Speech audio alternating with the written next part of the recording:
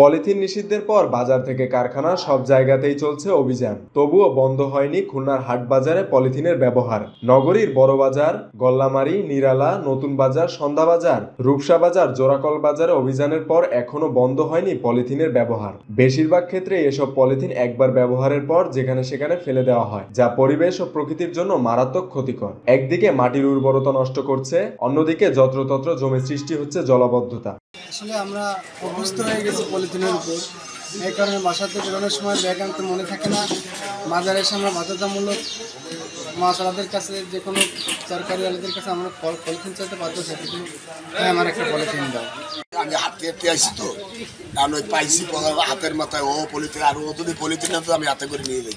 এটা বন্ধ হলে আমরা ভালো, দেশের ক্ষতি, দেশের ক্ষতি আমরা এটা চাই না, আমাদের দেশের ভালো হোক, এটি আমরা চাই। ক্রেতা বিক্রেতারা বলছেন পলিথিনের বিকল্প বাজারে পর্যাপ্ত পরিমাণে নেই, তাই বাজারে এসে পলিথিন ব্যবহার ছাড়া অন্য কোনো উপায়ও নেই। তাই পলিথিনের ব্যাপারে তো আমাকে সবাই অভিযোগ দিয়েছেন বন্ধ করার।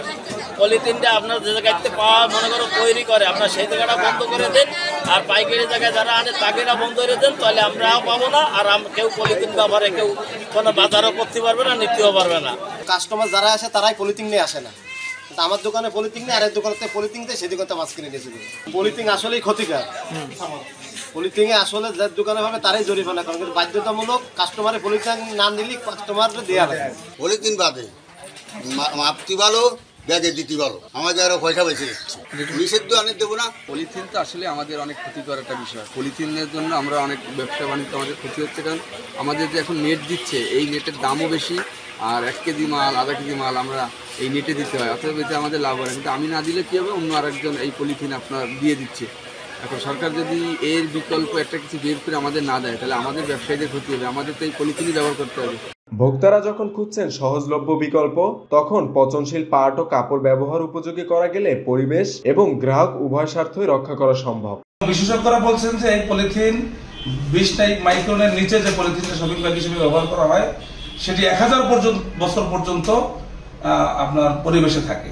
ফলে কি হচ্ছে, কৃষি, মৎস্য, মাটি, বাতাস সবকিছু ধ্বংস হয়ে যাচ্ছে। এবং আমরা যদি দেখি যে বর্জ্য ব্যবস্থাপনার দায়িত্বে যারা আছেন, তারা রীতিমতো হিমশিম খাচ্ছেন এটার যে প্রভাব, এই প্রভাবের কারণে, এবং এটার যে বিস্তার এবং জলবদ্ধতা আমরা চোখে দেখি। এবং এই পলিথিনের একটা ধর্ম আছে, দেখবেন যে পলিথিন সে নিজেকে মেলে ধরে, এবং ওইটার মধ্যে তার হচ্ছে আপনার পানি, বর্জ্য যা যা আছে নিয়ে তারপর সে এক জায়গায় বসে পড়ে, এবং এটার কারণে একটা প্রচন্ড পরিমাণে জলবদ্ধতা সংকট তৈরি হচ্ছে। খুবই দুঃখজনকভাবে আমরা দেখছি যে খুবই ঢাকঢোল পিটিয়ে নিষিদ্ধ করা হলো, কিন্তু নিষিদ্ধ করার পরে সরকারের পক্ষ থেকে যে কথাগুলো বলা হলো, সেইটার মাঠ পর্যায়ে আসলে খুব একটা সফল হলো না।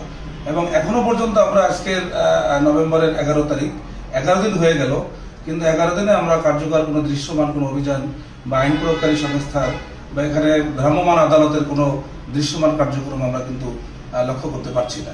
এবং খুবই দুঃখজনক যে একেবারে বলা চলে যে পূর্বের মতো করেই পলিথিন বাজারে যেমন তেমনভাবে চলছে, এবং বলা চলে যে এক ধরনের আইনকে বৃদ্ধাঙ্গুলি দেখানো, নিষিদ্ধ করার যে ঘোষণা সেটাকে বৃদ্ধাঙ্গুলি দেখানো, এবং অনেকে একেবারে জিদের বশবর্তী হয়ে ব্যবহার করছে। ফলে এটা যদি সত্যিকার অর্থে যদি সরকার আর একটু আন্তরিক হয়, এবং সরকারের মাঠ পর্যায়ে যে শাখাগুলো রয়েছে বিশেষ করে যদি অভিযান চালানো যায়, আমরা যেটাকে বলছি মোবাইল কোর্ট, সেটি পরিচালনা করে যদি আইনটা বাস্তবায়ন করা যায়। এবং আরেকটা জায়গায় আমরা জোর দিচ্ছি যে এটার যে কাঁচামাল আমদানি হয় সেটিকে বন্ধ করতে হবে, এবং উৎপাদনটা বন্ধ করতে হবে। সেইখানে যদি আইনটাকে কঠোরভাবে যদি বাস্তবায়ন করা যায়, উৎপাদন যদি বন্ধ হয়ে যায়, তাহলে একজন মানুষ চাইলেও, সে ইচ্ছা করলেও সে পলিথিন আর পাবে না। পলিব্যাগ বা প্লাস্টিক কেবল বাংলাদেশেরই গলার কাটা নয়, পুরো বিশ্বই যুদ্ধ করছে দূষণকারী এই পণ্যটির বিরুদ্ধে। পলিথিন ব্যবহার সমর্থনযোগ্য না, তাই পলিথিন বন্ধের আইন বাস্তবায়নে কঠোরভাবে মাঠে নেমেছে পরিবেশ অধিদপ্তর।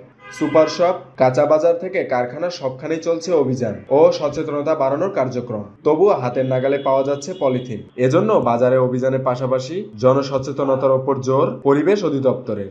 পলিথিন বিষয়ে বর্তমান গভর্নমেন্ট হচ্ছে কঠোর অবস্থান রয়েছে। পরিবেশ সুরক্ষার বিষয়ে ইন্টারিম গভর্নমেন্ট খুবই সচেতন। পলিথিন হচ্ছে আমরা পরিবেশ অধিদপ্তর 1 অক্টোবর থেকে পলিথিনের যে অ্যাওয়ারনেস ভিত্তিক হচ্ছে পুরো মাসব্যাপী হচ্ছে বিভিন্ন অ্যাক্টিভিটি প্রোগ্রাম করে। আর হচ্ছে 1 নভেম্বর থেকে হচ্ছে লিগেল অ্যাকশনে আমরা বিভিন্ন অভিযান শুরু করছি। আর হচ্ছে এই পলিথিন অভিযানের উপরে লিগেল অ্যাকশন উপরে প্রতিদিন আমাদের প্রত্যেক জেলা অফিস থেকে প্রত্যেকটা জেলা অফিস থেকে হচ্ছে ফিল্ড পর্যায়ে হচ্ছে অভিযান কার্যক্রম অব্যাহত রাখছে। আমরা আশা করছি পলিথিনে এবার হচ্ছে পলিথিনের যে ব্যবহার যেটা হচ্ছে ইনশাল্লাহ আমরা লিমিট করতে পারবো এবং গ্রাজুয়ালি এটা হচ্ছে অ্যাকশন স্টপ হয়ে যাবে। অ্যাওয়ারনেস যেটা সচেতনতা মানুষের ভিতরে ইনক্রিজ করতে হবে। একসময় হয়তো এটা একদম লিমিট হয়ে যাবে, তখন ম্যানেজমেন্টে চলে আসবে, তখন আমরা বলতে পারবো পলিথিন বাজারে পাওয়া বা পলিথিনের ম্যানেজমেন্ট যেটা প্লাস হচ্ছে পলিথিন হচ্ছে ব্যবহার বিধি একদম স্টপ পর্যায়ে চলে আসবে এবং পরিবেশ সুরক্ষা পাবে। মেহেদী হাসান বাপ্পি, খুলনা গেজেট।